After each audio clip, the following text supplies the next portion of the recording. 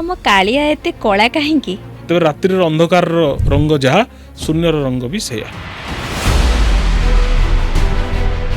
रोषघरे रंधा हुए जोटा कि ऊपर थाकर कुड़ियाटा शीघ्र पाक हो जाए यार किसी वैज्ञानिक सिद्धि ना वैज्ञानिक प्रमाण ना सतरे कौन राति डेरी राति मंदिर रे देवसभा बसे जे श्रीमंदिर को प्रत्येक दिन देवता माने प्रवेश करती जे श्री नीलचक्र थिबा पतित पावन बाना सब बड़े पवनर विपरीत दिगरे उड़े एटा कौन सतरे संभव पतित पावन बाना जे ओल्टा उड़े एक कथा गोटे स्थिरीकृत भाव में कहीं कहि परिबो ना कालिया ठाकुर देह जोरे ताते हाथ मारिला माने पूरा जर फुटुथिबो एटा कौन सतरे कालिया देह रे जर आसे बाहु और देह भितरे जो थर्मोमीटर लगे दियंती पारद 104 टपी गला हुआ जाउथला जे 2012 रे कलिजुग शेष होई जिवो आ सब ध्वंस होई जिवो सेमिति तो किछि हेलानी 2012 रे सृष्टि दिन ना दिन ध्वंस पाइबो तेणु मनीष आसी माने जीव कोइली बैकुंठ कथा जिते आसे से कहुए कोइली बैकुंठ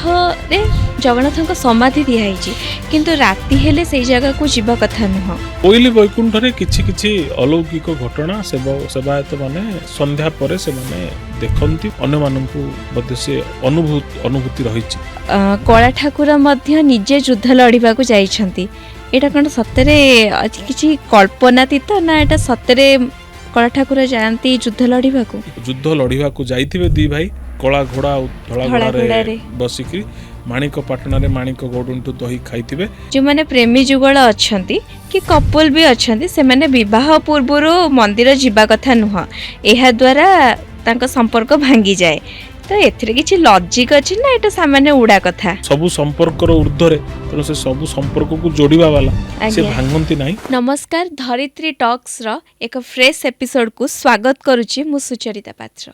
कालिया कोटी ब्रह्मांडर ठाकुर आम कालिया आम जातिर आउ आम माटीर परिचय आम कालिया आम कला ही कालिया कालियार कथा विषय जमती किछि अंत नाही ता कहानीर सेमती मध्य किछि शेष नाही सी जेतिका महिमामय सेतिकी रहस्यमय ता रहस्य को के ये जाए भेद भी करि पारि नाहंती ता महिमा को ए जाए के धरि भी पारि नाहंती तेबे रहस्य भेदिबा तो दूरर कथा आसंतु तांको महिमा विषय आलोचना करिबा तांको महिमा विषय शुणिबा आम सहित आज अतिथि अछंती कवि लिरिसिस्ट जगन्नाथ संस्कृतिर प्रचारक डॉक्टर भुवनानंद अधिकारी आसंतु तांको सह कथा बा। सर नमस्कार। नमस्कार। जय जगन्नाथ। जय जगन्नाथ। केमती अछंती? महाप्रभुଙ୍କ कृपारू भलरे चलची। आज्ञा आपण जगन्नाथ संस्कृति उपरे गवेषणा करूछंती आम महाप्रभु केते रहस्यमय आपण को लागंती? महाप्रभुଙ୍କ उपरे जानिबा आउ जणैबा ये गोटे भिन्न प्रसंग जेमती शास्त्र रे कथा अछि जे सर्वम रहस्यम पुरुषोत्तमस्य देवा न जानति कुत मनुष्य जहाँ ऊपर देवता माने भी चेष्टा करी जानी पारि नाहंती आमे छार मनीष तांको विषय रे जेतिकी बा आमे गवेषणा जहाँ आपण कहले जे गवेषणा महाप्रभुଙ୍କ उपरे गवेषणा करिवाटा ही गोटे दुरूह व्यापार महाप्रभुଙ୍କର एते संस्कृति अच्छी एते चेतना अच्छी आ सबूर समन्वय होचंती महाप्रभु श्री जगन्नाथ तांको विषय रे जदि सहस्र सहस्र कथा थाए आमे हुए तो ता भितरु अधा किंबा गोटिए कथा जानिकरी आमे निजको गवेषक किंबा प्रचारक कहूचे किंतु तांको विषय रे जानिबा बड़ दुरूह व्यापार सी केबे केबे सबुठु कष्ट गणित होइकरी आम आगे उद्भासित हुअन्ति केबे केबे आहुरी सबुठु सरलतम समीकरण होइकि आम आगे थांती तेणु सी काहापाई केमिति ताकू जानिबाटा से केवल भावर ठाकुर तेणु भावरे बुझीगले सी हूँ सबुठु सरलतम पाठ आ जदि भाव नथिबो से सबुठु कष्टसाध्य व्यापार। आज्ञा भाव विनोदिया कला ठाकुर कालिया भी कहती तो आम कालिया एते कला कहीं कालिया कला हवा पछरे आमे जेतु आमे श्री जगन्नाथ को गोटे जदि भाव सहित जोड़िबा तेबे आमे सेठी रत्न सिंहासन रे तीनोटी रंग देखिबा बलभद्र होचंती स्वयं कामपाल हलायुध से धला रंग धवल रंग आम माँ सुभद्रा काम्पिल्यवासिनी सुभद्रा होचंती हरिद्रा वर्ण हलदी रंग एवं श्री जगन्नाथ होचंती कला रंग बा कृष्ण रंग ତେବେ ଏଇଠି ଯଦି ମୁଁ କହି ରଖେ ବିଭିନ୍ନ ଯେମିତି ଆପଣ କହନ୍ତି ଆଧୁନିକ ଭାଷାରେ ତାକୁ ସ୍କୁଲ ଅଫ୍ ଥଟ୍ ବୋଲି କହନ୍ତି ବିଭିନ୍ନ ସ୍କୁଲ ଅଫ୍ ଥଟ୍ସ ଅଛି। ଯଦି ସୌରବାଦକୁ ଯିବେ ସୌରବାଦୀ ମାନେ ଯେତେବେଳେ ଶ୍ରୀମନ୍ଦିର ଆସିଥିଲେ ସେମାନେ ଯେତେବେଳେ ରତ୍ନ ସିଂହାସନକୁ ଦେଖିଲେ ସେମାନେ କହିଲେ ଏଠି ବିଷ୍ଣୁ ପୂଜା ପାଉନାହାନ୍ତି ଏଠି ସୂର୍ଯ୍ୟ ହିଁ ପୂଜା ପାଉଛନ୍ତି। ସେମାନେ କେମିତି ପୂଜା ପାଉଛନ୍ତି ନା ସେମାନେ କହିଲେ ଯେ ଉଦୟ ବ୍ରହ୍ମଣ ରୂପମ ମଧ୍ୟାହ୍ନେ ତୁ ମହେଶ୍ୱର ଅସ୍ତ କାଳେ ଭବେତ ବିଷ୍ଣୁ ତ୍ରିମୂର୍ତ୍ତିଶ୍ଚ ଦିବାକର।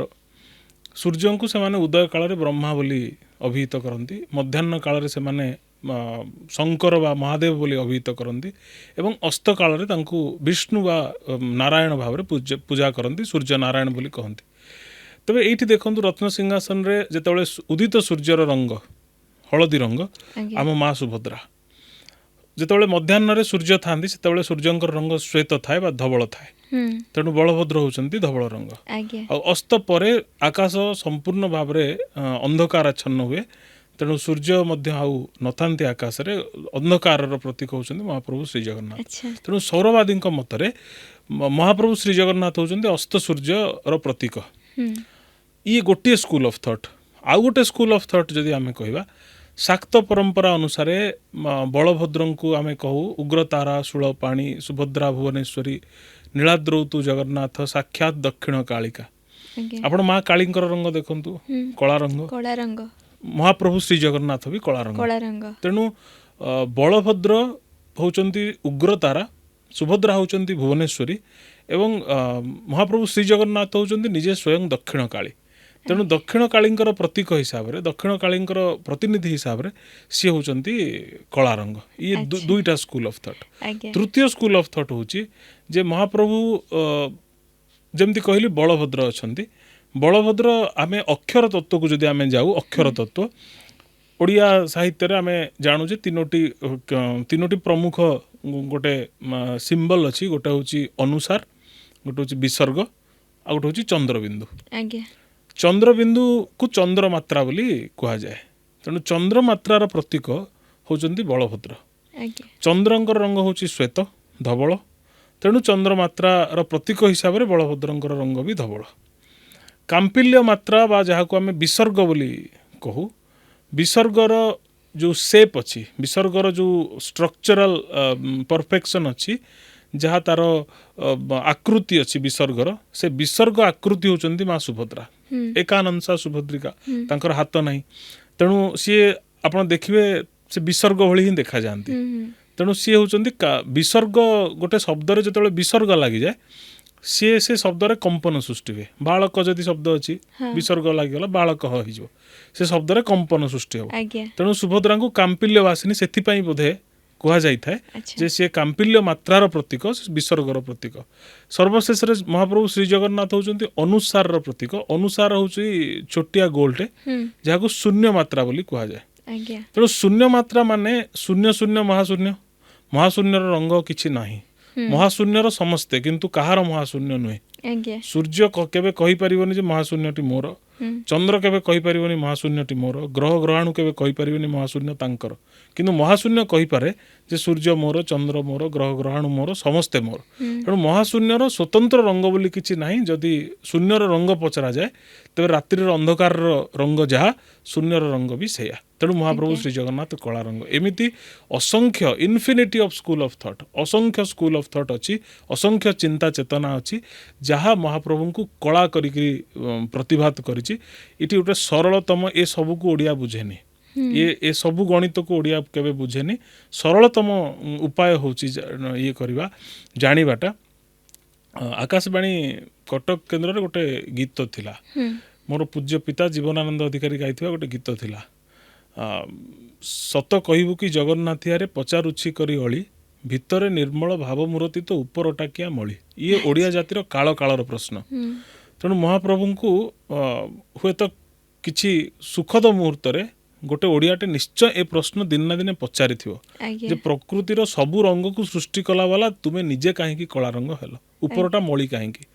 ୟାର ସରଳତମ ସମୀକରଣ ବା ସରଳତମ ଉପାୟ ବି ସେଇ ଗୋଟେ ଗୀତରେ ଅଛି ଯାହାକୁ ବି ମୋର ପୂଜ୍ୟ ପିତା ଗାଇଥିଲେ ଆକାଶବାଣୀ କଟକ କେନ୍ଦ୍ରରେ ଯାହାକୁ ଜେଜେ ବାପା ଲେଖିଥିଲେ ପରମାନନ୍ଦ ଅଧିକାରୀ ଡାକିବେ ବୋଲି ଜଗତ ଜନ କାଳିଆ କାଳିଆ ବଦନେ ବୋଳିଲ କଳା ଚକାଡୋଳିଆ। ୟା ଭିତରେ ତତ୍ତ୍ୱ କିଛି ନାହିଁ।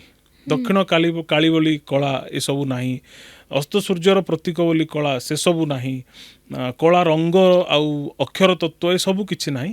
ଓଡ଼ିଆ ଜାତିର ଗୋଟେ ଭାବଗତ କଥା ଅଛି ଯେ ତୁମକୁ କାଳିଆ ଡାକିବେ ବୋଲି ତୁମେ କଳା ରଙ୍ଗ ଧାରଣ କରିଛ।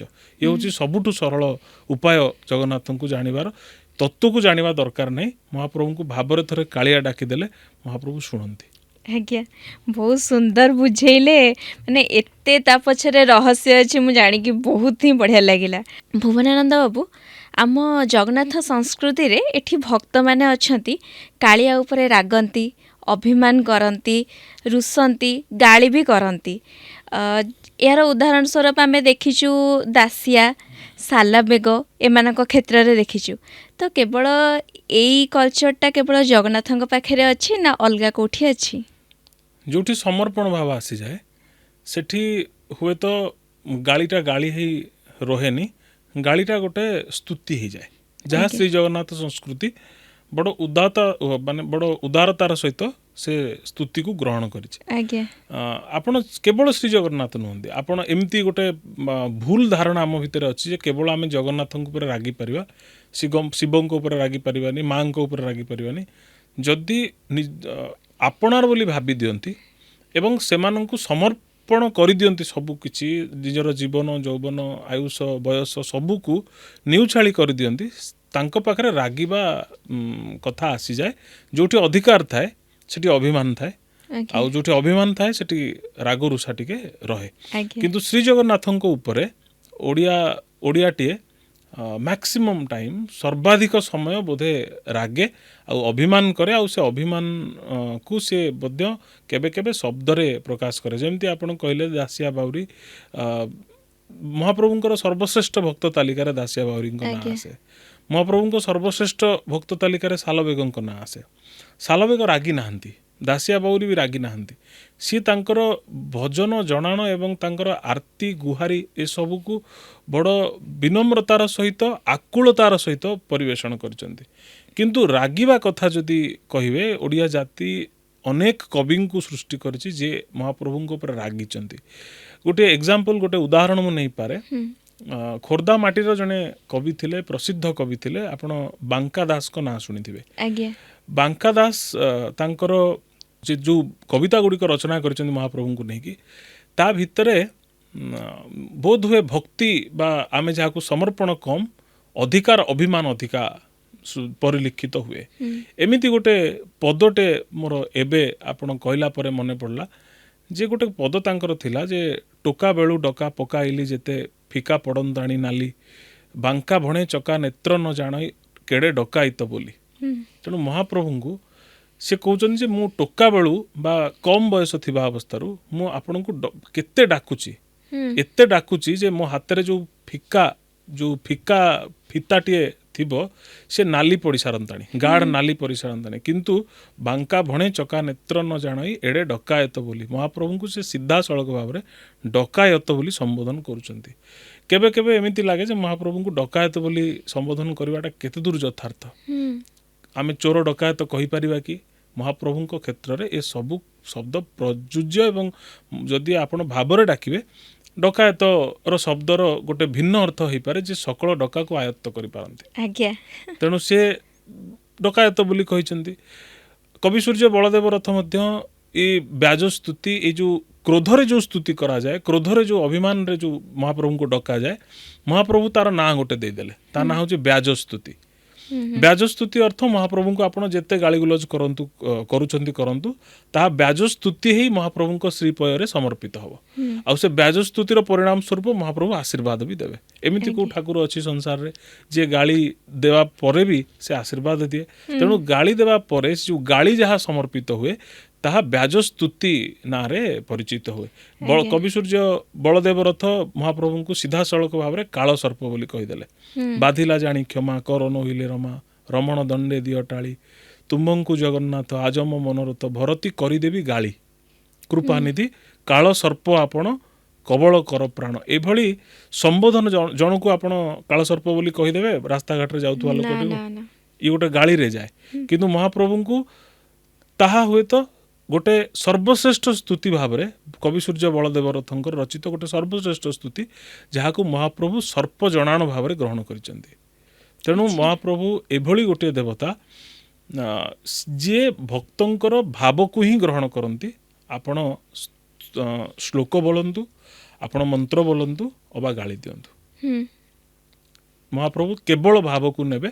ଆପଣ ଗାଳି ବି ଦେଲେ ଯଦି ଆପଣ ସେ ଗାଳି ପଛରେ ଆପଣଙ୍କର ଆପଣାପଣ ଅଛି, ମହାପ୍ରଭୁ ଗ୍ରହଣ କରିବେ। ଆଜ୍ଞା, ତାହେଲେ କ'ଣ ତାଙ୍କ ଆଖିରେ ସେମିତି କିଛି ଚୁମ୍ବକୀୟ ଶକ୍ତି ଅଛି ନା କିଛି ଅଲଗା ଅଛି ଯାହାକୁ ଭକ୍ତ ତାଙ୍କ ଆଖିକୁ ଦେଖିଦେଲେ ଆପେ ଆପେ ଲୁହ ବୋହିଯାଏ? ମହାପ୍ରଭୁଙ୍କ ଆଖିର କନସେପ୍ଟ ବା ଆଖିର ସେ ଯେଉଁ ବିଚାରଧାରା ସୃଷ୍ଟିର ପ୍ରଥମ 3D କନସେପ୍ଟ ବୋଲି ଆମମାନଙ୍କର ମତ।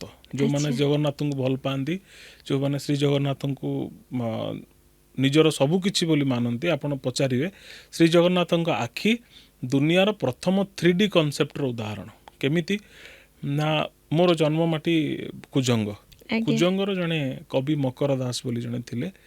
ମକର ଦାସ ତାଙ୍କର ଜଗନ୍ନାଥଙ୍କ ଆଖି ହଳକୁ ଦେଖି ଭାବପ୍ରବଣ ହେଲେ। କୁଜଙ୍ଗର ସାଧାରଣ ପାନ ଚାଷୀଟିଏ ମକର ଦାସ। ତାଙ୍କ ଅନେକ କାବ୍ୟକୃତି ମହାପ୍ରଭୁଙ୍କ ପାଇଁ କିମ୍ବଦନ୍ତୀ ହେଇକରି ରହିଛି। ସିଏ କହିଲେ ଯେ ଭଲା ହଳେ ଆଖି ପାଇଛ, ଯିଏ ତ ଦେଖୁଛି ସିଏ ତ କହୁଛି, ତୁମେ କାଳେ ତାକୁ ଚାହିଁଛ।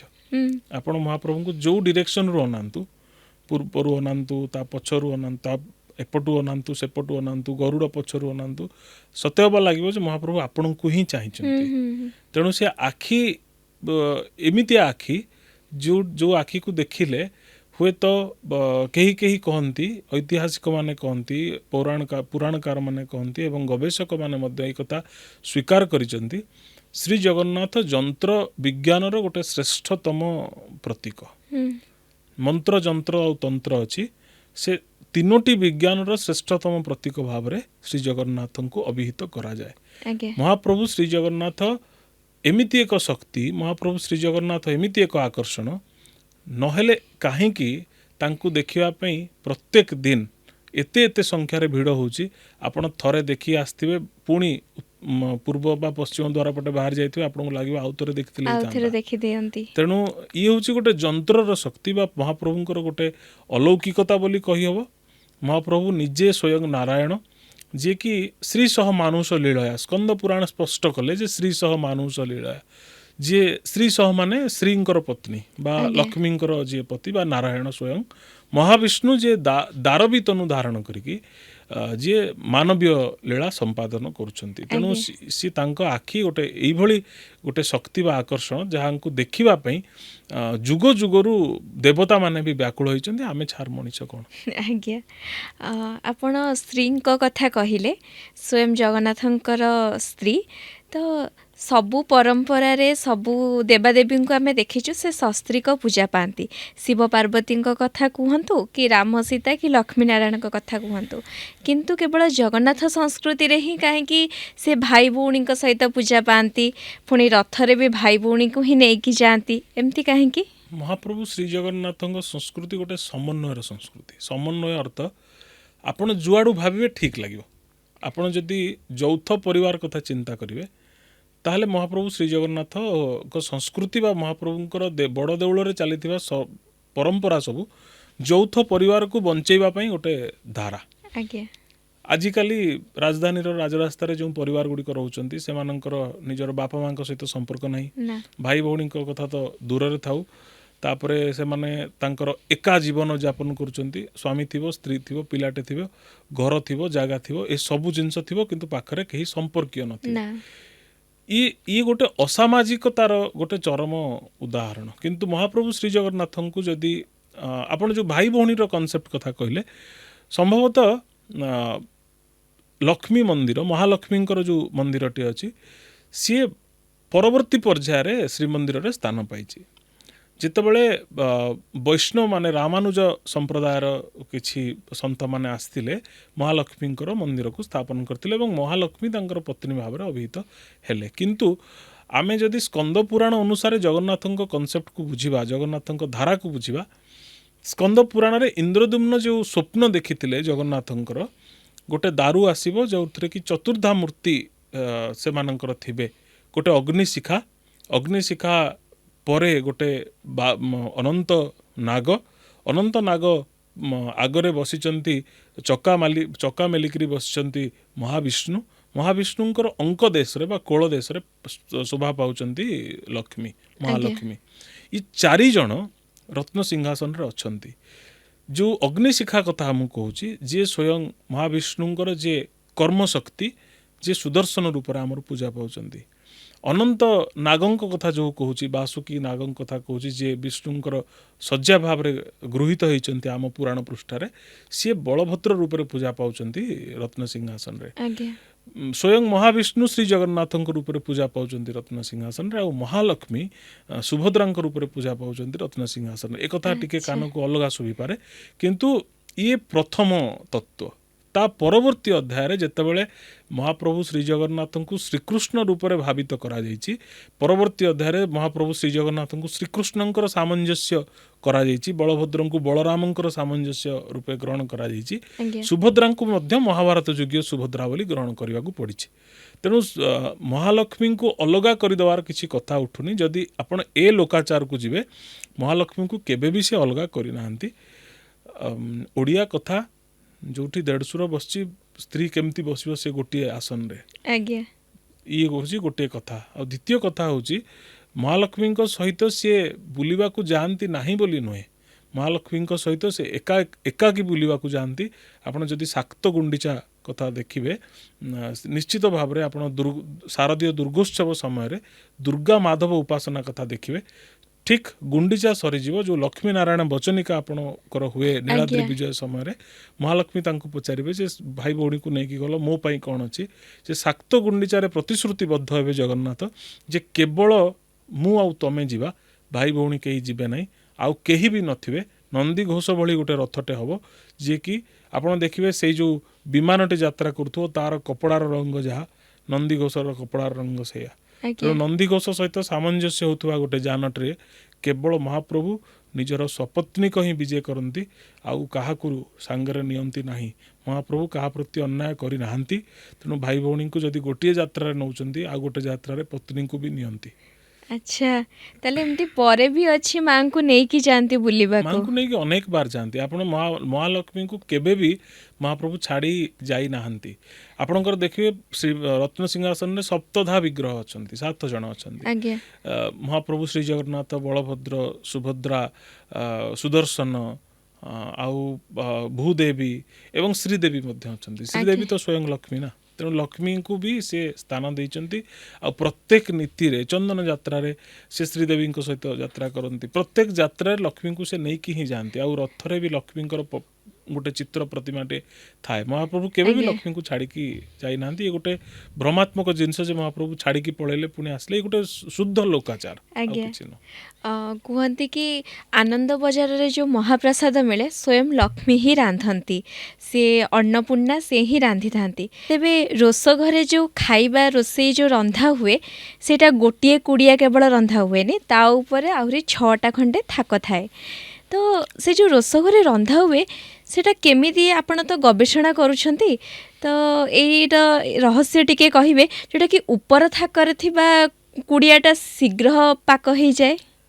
ମହାପ୍ରଭୁ ଶ୍ରୀ ଜଗନ୍ନାଥଙ୍କୁ ନେଇକି ଯେତେବେଳେ ଟେକ୍ନୋଲୋଜି ଡେଭଲପ୍ କଲା ଆମମାନଙ୍କ ଭିତରେ, ଆମ ଯୁବ ସମାଜ ଭିତରେ, କିଛି ଭ୍ରମାତ୍ମକ କଥା ବା ଯାହାକୁ ଯୁବପିଢ଼ିମାନଙ୍କୁ ଗୋଟେ ଅଲଗା ଦିଗରେ ନେବା ପାଇଁ କିଛି ଅଣଗବେଷକ ମାନେ ବା ଯେଉଁମାନେ ହୁଏତ ଇଣ୍ଟେନ୍ସନାଲି ଶ୍ରୀ ଜଗନ୍ନାଥ ସଂସ୍କୃତିକୁ କଳୁଷିତ କରିବାକୁ ଚାହୁଁଥିବେ, ସେମାନେ କିଛି ଭୁଲ ଧାରଣା ଗୁଗୁଲରେ ବା AI ଜରିଆରେ ହଉ ସେମାନେ ଇନସର୍ଟ କରିଦେଇଛନ୍ତି, ସେମାନେ ଇନକର୍ପୋରେଟ୍ କରିଦେଇଛନ୍ତି, ଯାହାଦ୍ୱାରା ଆମେ କିଛି ଭ୍ରମରେ ବଞ୍ଚୁଛେ। ଆଜି ବି ଆପଣ 90% ଯୁବପିଢ଼ିଙ୍କୁ ପଚାରିବେ ଗୁଣ୍ଡିଚା ଯାତ୍ରାରେ ଜଗନ୍ନାଥ କୁଆଡ଼େ ଯାଆନ୍ତି, ସେମାନେ ସିଧାସଳଖ ଉତ୍ତର ରଖିବେ ମାଉସୀ ଘରକୁ ଯାଆନ୍ତି ବୋଲି। ତେଣୁ ମହାପ୍ରଭୁ କେବେ ବି ମାଉସୀ ଘରକୁ ଯାଆନ୍ତିନି। ଗୁଣ୍ଡିଚା ତାଙ୍କର ମା। ଇନ୍ଦ୍ରଦ୍ୟୁମ୍ନ ଯଦି ବାପା ହେଲେ, ଗୁଣ୍ଡିଚା ହେଉଛି ତାଙ୍କର ମା। ତେଣୁ ସେ ନିଜର ମାତୃଭୂମିକୁ ଯାତ୍ରା କରନ୍ତି। ଆସିଲା ବେଳେ ସିଏ ତାଙ୍କର ମାଉସୀ ଯିଏ ଅର୍ଦ୍ଧାଶନୀ ଅଛନ୍ତି, ଅର୍ଦ୍ଧାଶନୀଙ୍କ ମନ୍ଦିରରୁ ପୋଡ଼ପିଠା ସେ ଆସିଲା ବେଳେ ବାହୁଡ଼ା ଦିନ ବାଟରେ ବଳଗଣ୍ଡି ଛକରେ ରଥ ରହେ, ଆଉ अर्धाशनी पाखु पोड़पिठा आसिक भोग लगे तापर महाप्रभु आसती श्रीमंदिर। तेणु गुंडीचा को माउसी बोली कहवा जमती गोटे भूल धारणा सेमती रोष घर को लेकिन अनेक कपोल कल्पित कहानी इंटरनेट जरिया घूरी बुले। तेणु गोटे पर गोटे कुड़ुआ थुआ हवा ये गोटे भी गोटे गोटे आंशिक भाव में भूल कथा कारण रोष घरे मु जहाँ जानी अनेक रोष सेवक मान सहित सेवायत मान सहित कथा से कहती जे रोष घरे 3 प्रकार चुली थाए। गोटे भात चुली थाए जी जोटा कि अष्टदल पद्म भली देखापी गोटे पद्म पाखुड़ा को मेलई देले जमती देखा हुए सीटा सेमती देखापी भात चुली सी से 5-7टी कुड़ुआ एका सांगे बस सीधा सीधा जमती बसे ता से जो 5टी कुड़ुआ बस 7टी कुड़ुआ बस ता भितर जो फांक रा भितर आउ 3टी बस से 3टी जो फांक रा भितर 2टा बस से 2टार जो गोटे बस यही प्रकार बसे गोटे पर गोटे गोटे पर बसे ना। ये हूँ भात चुलीर कथा। आउ गोटे चुली थाए पिठा चुली जो साधारण भाव में पिठा करा जाए। आउ गोटे अहिया बोली थाए चुली जो कि डाली आउ तरकारी करा जाए। डाली आउ तरकारी अहिया से साधारणतः सेमतिया गोटे चुली नुह सी गोटे अंगार गोटे फ्लाट सरफेस रे अंगार थी से अहिया बोली कहती से अहियार डाली आउ तरकारी करा जाए। एमती गोटे पर गोटे रखा ऊपर जो कुड़ुआर शीघ्र हो यार किसी वैज्ञानिक सिद्धि ना वैज्ञानिक प्रमाण ना। तेणु अଯଥାରେ श्री जगन्नाथ संस्कृति को अणवैज्ञानिकता आड़ को ठेली देकरी आमे अलौकिक बोली कहीकि ता भितर को अस्वीकार बोधटा को बेसी बढ़ाईदेवा या पछरे किसी कारण ना। तेणु सत जोटा सत श्री जगन्नाथ संस्कृति विज्ञान सम्मत किसी तादरे अणवैज्ञानिक तत्व किसी निहित ना। आज्ञा शुणा मिले जितेबाला राति मंदिर बंद हुए शोध काम आरंभ हुए से मंदिर पुलिस डाक छाड़ती मंदिर छाड़ हो भकते बसिव देवसभा सतरे कौन राति डेरी राति मंदिर रे देवसभा बसे। श्री जगन्नाथ जितेबाला नीलमाधव रूप से पूजित होते सेतेबेले विश्वावसु उनको द्वारा से साबरी संस्कृति रे पूजित होते सेतिक बेले देवता माने मध्य नीलमाधव को दर्शन करने आसुतिले। एबे मध्य कथित अच्छी जे श्रीमंदिर को प्रत्येक दिन देवता माने प्रवेश करती आउ श्री जगन्नाथंकर उपासना करती तांकर दर्शन करती। आपण उत्तर द्वार पटे देखिए उत्तर द्वार पटे गोटे मंडप अच्छी जार ना हूँ देवसभा मंडप। से देवसभा मंडपर काम होची जे आपण आउ गोटे एठी आश्चर्यकर बा गोटे लोकाचार भित्तिक कथा मु कहि रखिया को चाहे। 4टी द्वार अच्छी पूर्व पश्चिम उत्तर दक्षिण 4टी द्वार रे गोटे द्वार रे केवल चेमेणी माने वास करंती चेमेणिया माने थांती अन्य द्वार रे भी सही समान प्रकार अंधकार थाए किंतु चेमेणिया माने न थांती। यार गोटे भिन्न कथा पूरी लोक माने कहती जे जो माने अतृप्त होई थांती मृत्यु पर जो मानकर मुख्य होई न थाए से माने परे चेमेणियार रूप धारण करती। आउ जेहेतु उत्तर द्वार पटे देवता मानकर प्रवेश हुए तेणु देवता मान दर्शन करी मोक्ष लाभ करने से उत्तर द्वार पटे था जहाँ को चेमेणी द्वार बोली कह जाए। तेणु देवता माने उत्तर द्वार पटे प्रवेश करती आउ देवसभा मंडप रे से माने दर्शन उपरांत से माने गोटे सभा करती सृष्टिर भल मंद हानि लाभ ये सब बुझंती एवं तापरे सूर्योदय समय बा जेतेबेले भक्त मानकर समय आसे देवता माने पुनः बाहुड़ी जाती। तेणु महाप्रभुंकर अपलक नेत्र हवा पछरे भी ये गोटे कारण हो पारे। महाप्रभु केबे शुअंती ना लोकाचार भितर से शोउथिबे किंतु भक्त मानकर समय सरला परे से देवता मानकु समय दियंती। से केबे सी जदि जगन्नाथ निद्रा जीवे ताले सृष्टि अंधार हो। तेणु देवता माने निश्चित भाव में आसंती। आपण जदि इतिहास को भी देखिबे इंद्र आसीचंती जहाँ को सेवक देखिचंती विभीषण आसीचंती सेवक देखिचंती प्रमाण अच्छी प्रमाण भी पाइचंती।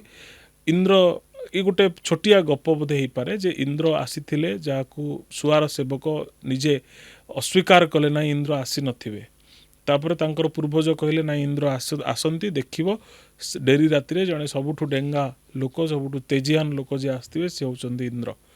सुआर सेवक से दिन लुचिकी श्रीमंदिर रे शोध हवा जो पुलिस जमती शोध करे तापर लुचिकी रहीगले जड़े कि आसिले आउ देखिले पिछा कले से पिछा करिकी जेतेबेले पाईगले जे नाई तुम्हें इंद्र बोली तुम्हें स्वीकार करने को पड़ो से जनक ତାଙ୍କୁ ଆଶୀର୍ବାଦ ଦେଲେ ହଁ ତମେ ଚିହ୍ନିଛ ମୋତେ ମୁଁ ଇନ୍ଦ୍ର ବୋଲି ମୁଁ ତୁମକୁ ଆଶୀର୍ବାଦ ଦେଉଛି। ଇଏ ପୁଣି ପଚାରିଲେ ଓଡ଼ିଆ ଲୋକ ଟିକେ ଅଭିମାନୀ ଟିକେ ନିଶ୍ଚିତ ଭାବରେ ଜୁଲମ କରିବ ତୁମେ ଇନ୍ଦ୍ର ବୋଲି ପ୍ରମାଣ କ'ଣ ନା ଯଦି ଇନ୍ଦ୍ର ବୋଲି ପ୍ରମାଣ ଖୋଜୁଛ ତାହେଲେ ମୁଁ ତୁମକୁ ଆଶୀର୍ବାଦ ଦେଉଛି ତୁମେ ଯେଉଁଠି ଚାହିଁବ ବର୍ଷା ହେବ।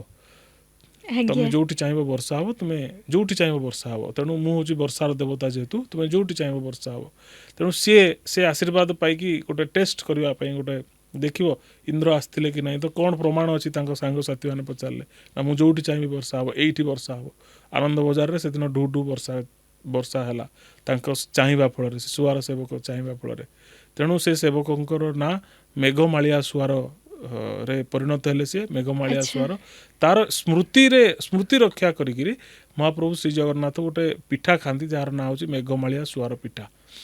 ତେଣୁ ଇନ୍ଦ୍ର ଆସନ୍ତି ପ୍ରମାଣ ଅଛି, ବିଭୀଷଣ ଆସନ୍ତି ପ୍ରମାଣ ଅଛି, ରାଜା ବଳି ଆସନ୍ତି ପ୍ରମାଣ ଅଛି ଏବଂ ବିଶେଷ କରି ମହାବୀର ହନୁମାନ ଆସନ୍ତି ପ୍ରମାଣ ଅଛି।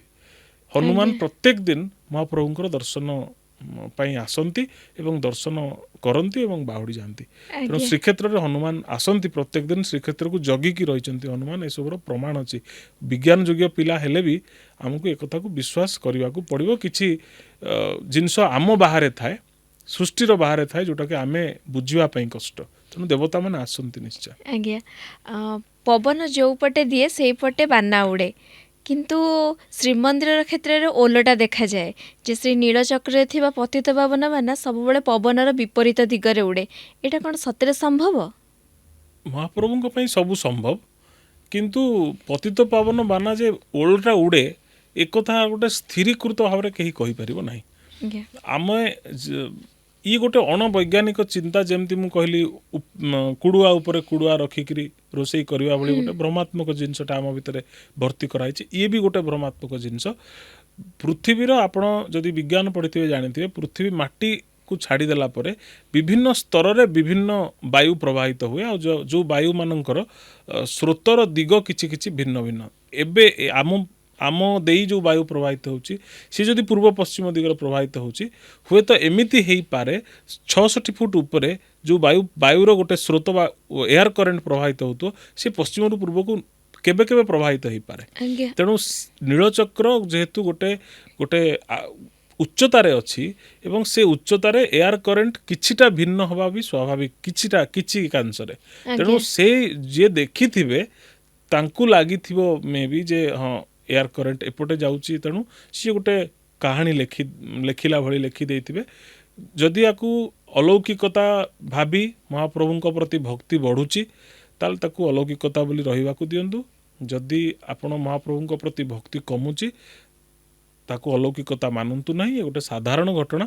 ଏୟାର କରେଣ୍ଟର କଥା, ନୀଳଚକ୍ର ସବୁ ଦିଗକୁ ଏକାଭଳି ଦେଖାଯିବା, ମୁହଁକୁ ଏକାଭଳି ଦେଖାଯିବା, ଏ ବି ଗୋଟେ ବିଜ୍ଞାନ ସମ୍ମତ କଥାଟେ।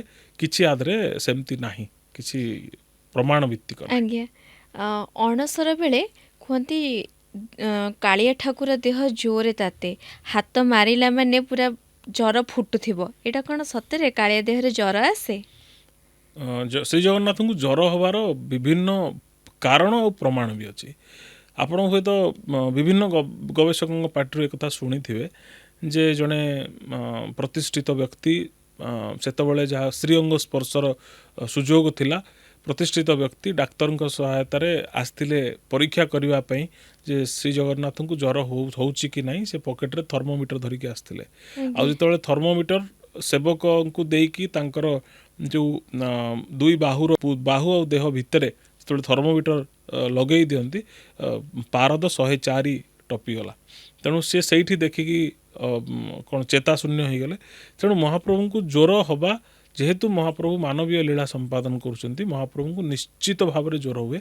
ମହାପ୍ରଭୁଙ୍କୁ ଅଣସର ବେଳେ ଦେଖିବେ ଆପଣ କେବେ କେବେ ଗୁଳୁଗୁଳି ଅନୁଭୂତ ହୁଏ, ଯାହାକୁ ଆମେ ଅଣସର ଗୁଳୁଗୁଳି ବୋଲି କହୁ।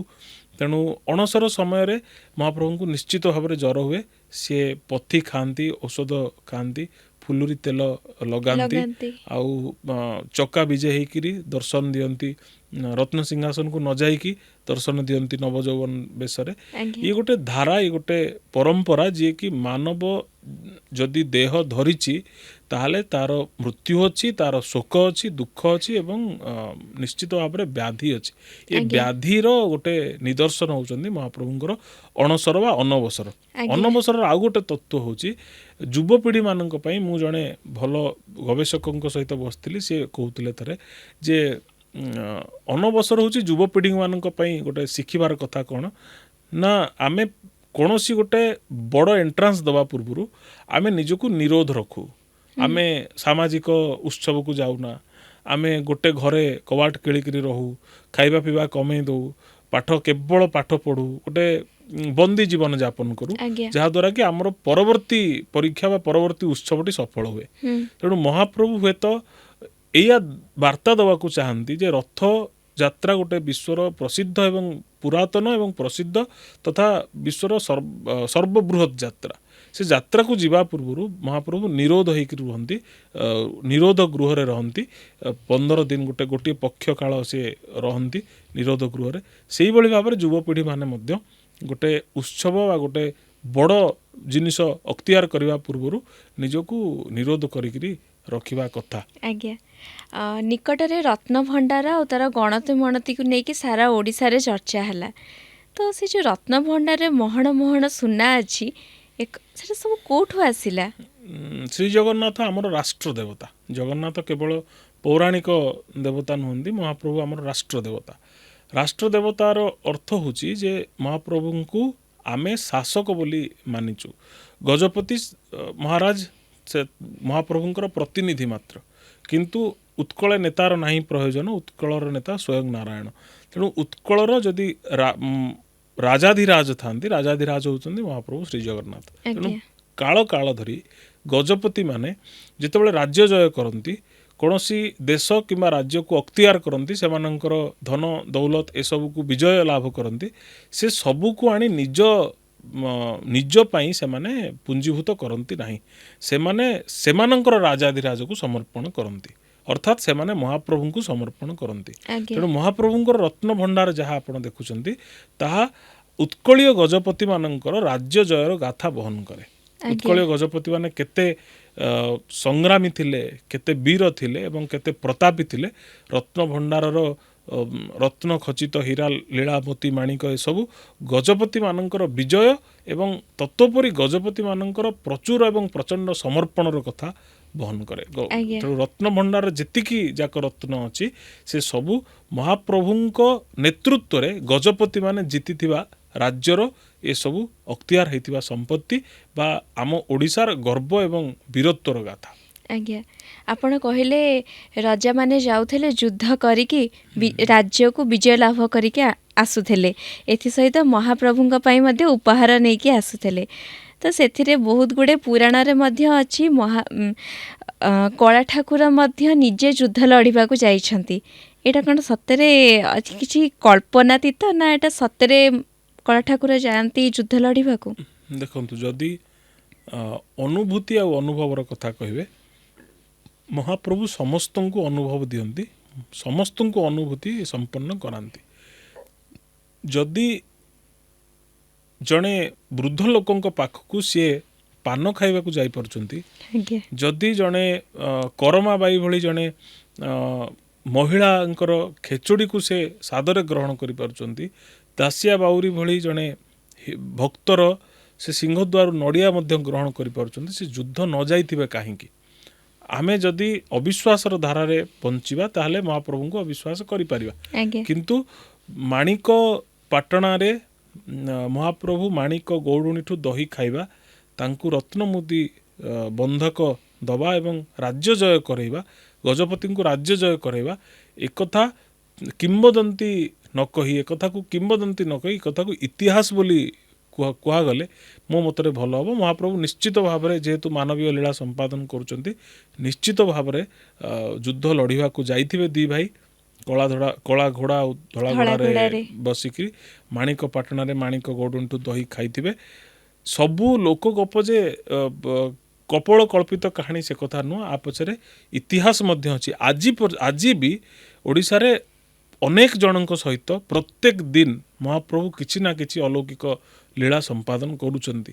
ଆଜ୍ଞା ଆଗରୁ ଯାହା ଯାହା ଆମେ ଅଳ୍ପ ପ୍ରକାଶିତ ହେଇକିରି ଯାହା ଆମେ ମାଣିକ ଗୌଡ଼ୁଣୀ ଗପ, କରମା ଖେଚୁଡ଼ି ଗପ ଏସବୁରେ ପଢ଼ୁଛେ, ଏବେକାର ଗପ ଗୁଡ଼ିକ କପୋଳ କଳ୍ପିତ କାହାଣୀ କହିକି ଇତିହାସର ମାନେ କଳା ପୃଷ୍ଠାକୁ ଠେଲି ଦିଆଯାଉଛି। ଆଜ୍ଞା କିନ୍ତୁ ମହାପ୍ରଭୁ ଲୀଳା ଆଜି ବି କରନ୍ତି। ଯେଉଁମାନେ ପ୍ରକୃତ ଭକ୍ତ ଅଛନ୍ତି, ସମର୍ପିତ ଭକ୍ତ ଅଛନ୍ତି, ସେମାନଙ୍କ ସହିତ ଲୀଳା କରନ୍ତି।